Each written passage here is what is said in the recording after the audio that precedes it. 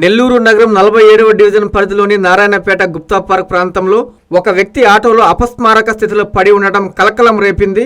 ఈ విషయాన్ని గమనించిన division incharge doctor Ganesh Kumar వెంటనే స్పందించి పోలీసులకు 108 అత్యవసర సేవలకు సమాచారం అందించారు. సమాచారం అందుకున్న 108 సిబ్బంది పోలీసులు ఘటనా స్థలానికి చేరుకుని పరీక్షించగా దురదృష్టవశాత్తు ఆ వ్యక్తి అప్పటికే మృతి చెందినట్లు నిర్ధారించారు. మృతుడి వద్ద ఉన్న సెల్ ఫోన్ ద్వారా పోలీసులు అతని కుటుంబ సభ్యులకు సమాచారం అందించగా వారు ఘటనా స్థలానికి చేరుకుని మృతదేహాన్ని స్వాధీనం చేసుకున్నారు. సదరు వ్యక్తికి గతంలోని అనారోగ్య సమస్యలు ఉన్నట్లు ప్రాథమిక సమాచారం ద్వారా తెలుస్తుంది.